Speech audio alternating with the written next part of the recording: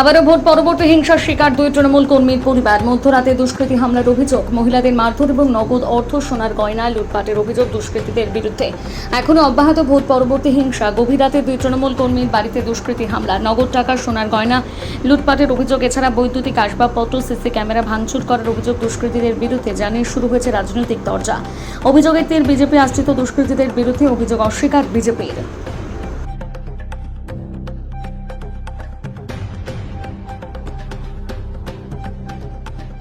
কি হয়েছিল ঘটনাটা? অ্যাকচুয়ালি আমি এখন আজ দিন 15 ধরে অসুস্থ। আমি নবদ্বীপ জেনারেল হসপিটালে ভর্তি হয়ে এখান থেকে আমাকে গান্ধী হসপিটালে পাঠায় কল্যাণীতে। ওখানে সমস্ত পরীক্ষা নিরীক্ষা করে আমার হাতের প্রবলেম হচ্ছে, হাত ব্লক আছে। যাই হোক, আমি রেস্টে ছিলাম।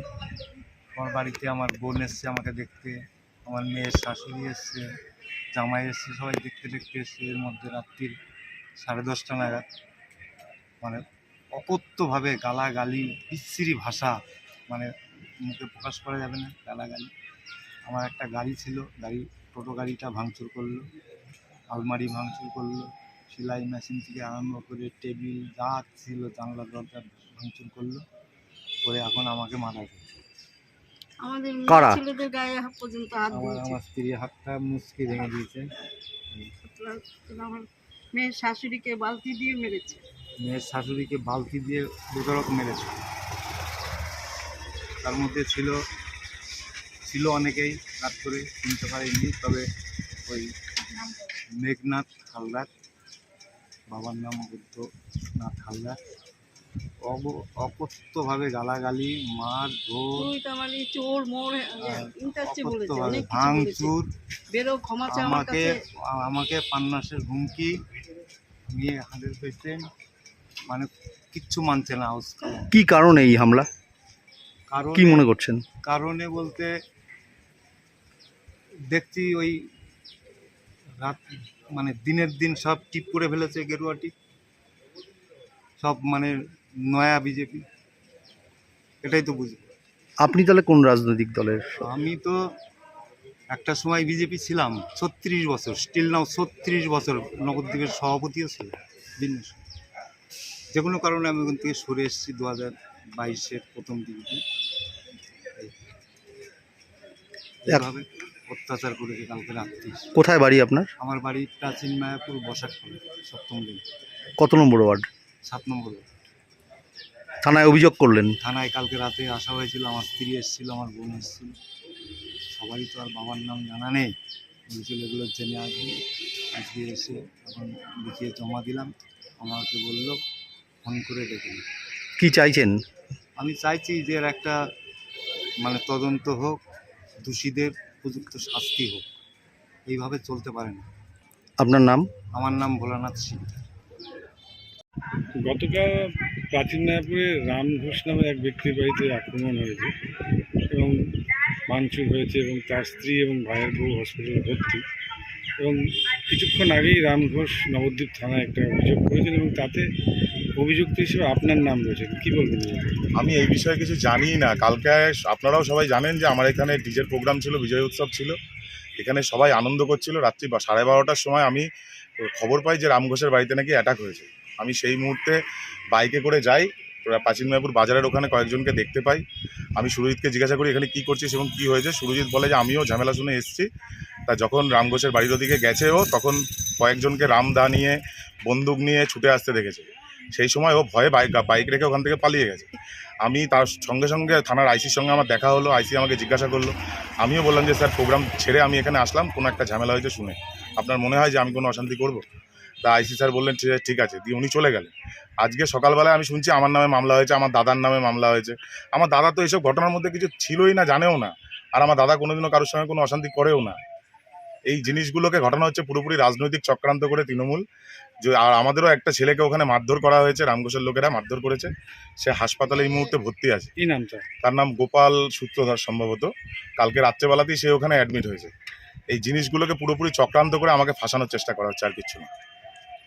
এটা তাহলে পুরোপুরি রাজনৈতিক চক্রান্ত? পুরোপুরি রাজনৈতিক চক্রান্ত। রাম ঘোষের বাড়িতে আমি শুনেছি অ্যাটাক হয়েছে, সেখানে তৃণমূলের লোকজনও ছিল। এবার তাদের গোষ্ঠীদ্বন্দ্বের জন্য তারা এখন বিজেপিকে এর মধ্যে ফাঁসিয়ে বিজেপিকে বদনাম করার চেষ্টা করছে। নবদ্বীপ শান্ত রয়েছে, এটা সারা নবদ্বীপের মানুষ জানে।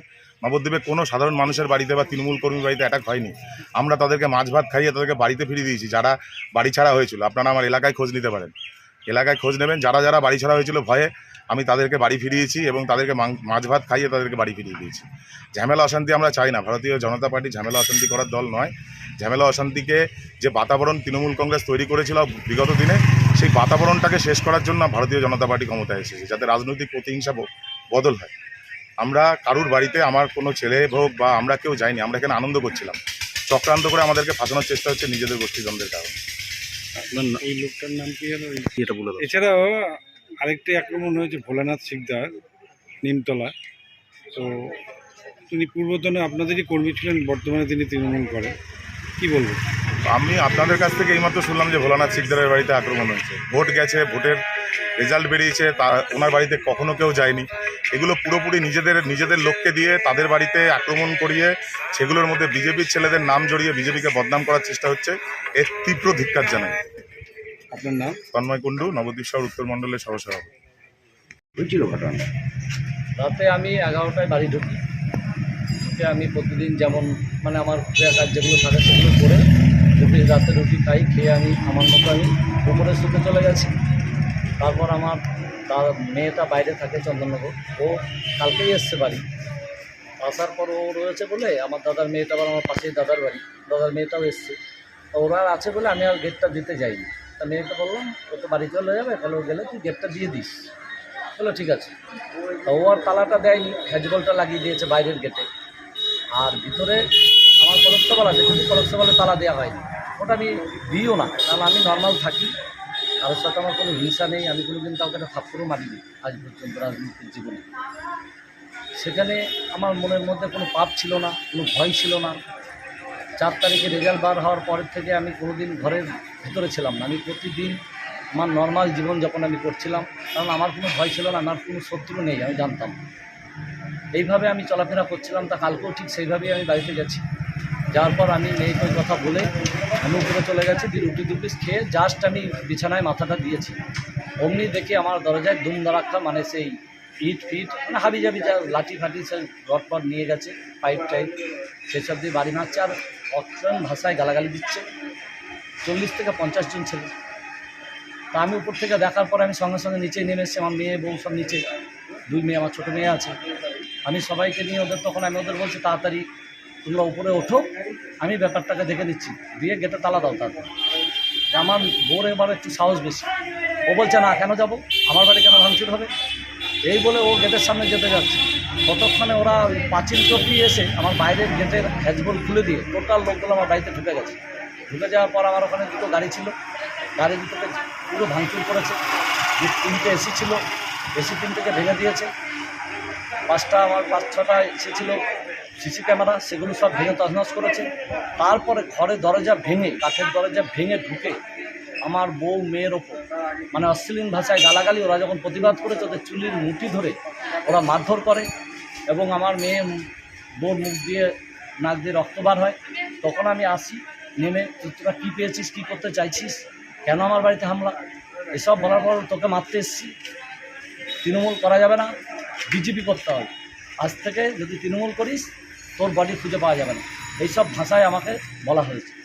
তারপর ওরা আমাকে তো একটা দা নিয়ে গেছিলো, একটা ছেলে কোপ মারতে গেছে, আমার পায়ের একটুখানি সরিয়ে নিয়েছে, পায়ের ওই ডগাটা একটুখানি লেগেছে। তারপর সঙ্গে সঙ্গে আমি ফোন তার আগে আমি উপর থেকেই আমি প্রশান্তবাবুকে ফোন করে দিয়েছিলাম, মেজুবাবু, এবং আমার যারা জানাশোনা আছে, আমার দাদা আছে পাশেই, আমার ভাইপো থাকে, ওদেরকে আমি ফোন করেছি। ওরা ততক্ষণে চলে এসছে, তখন ওরা পালিয়ে গেছে ছেড়ে দিয়ে আমার। কিছু হারিয়েছে বা কিছু এরকম? হ্যাঁ, হারিয়েছে বলতে আমার বোর গলায় 2 ভরির একটা চেন ছিল সোনার, সেটা ওরা ছিনিয়ে নিয়েছে। ওই সুরজিৎ বলে যে চুল লম্বা, এটা আমার বউ বলছে চুল লম্বা, ওই ছেলেটা নিয়েছে। আর আমার মেয়ের শোকেসে যেটা ভাঙচুর করেছে, শোকেসের 2 লাখ টাকা ছিল ক্যাশ, মেয়ের ওটা মেয়ে জমিয়েছিল অল্প অল্প করে, ওর কষ্টের টাকা, সেই টাকাটা নিয়ে গেছে। যারা হামলা করতে এসেছিল তাদের মধ্যে কাউকে চিনতে পারেন? হ্যাঁ, অনেককেই চিনি। সুরজিৎ বিশ্বাস, তন্ময় কুণ্ডু, বিকি একজন আছে প্রতাপনগরে বাড়ি, ছোটন আছে প্রতাপনগরে বাড়ি। তারপর আপনার ওই তালতলা গলিতে 3-4 জন আছে, একজন সোমনাথ নাম হচ্ছে সোমনাথ নাকি সোমনাথই মনে হয়, সোমনাথ বিশ্বাস, অমরনাথ বিশ্বাস, আর একটা আছে আপনার ওই ছেলেটার নাম আমি ভুলে যাচ্ছি, সমীর পাল আছে একটা, আর একটা ছেলে আছে ওর বাবার নাম ডাকনাম গুলি, আর ভালো নাম অসিত। ছেলেটার নামটা আমার মনে পড়ছে না, আমি এফআইআরে লিখেছি। কি চাইছেন এখন? চাইছি আমি এর বিচার চাইছি, কারণ আমরা তৃণমূল কংগ্রেস নবদ্বীপে 11 সালে ক্ষমতায় আসার পরে আমার রাজনীতির জীবনে আমি কাউকে একটা থাপ্পড় মারিনি। আমি মানুষের কাজ করি, মানুষকে নিয়ে চলি, এটা আমার এলাকার লোক সবাই জানে। তাই আমি এর সৎ বিচার চাইছি, এর সঠিক বিচারটা যেন আমি পাই। কেন আমার বাড়িতে ওই রাতের বেলায় এইভাবে গুন্ডামি করলো, আর এইভাবে আমাদের মারধর করা হলো, ভাঙচুর করা হলো, তছনছ করা হলো, আমার চিন্তায় করা হলো, আমার বাড়ির টাকা সোনা, এর বিচারটা আমি চাই, এটা যেন আমি সঠিকভাবে পাই, এটুকুই আমার কথা। আপনার নাম? আমার নাম রাম ঘোষ, আছে মেয়াপুর আমার বাড়ি।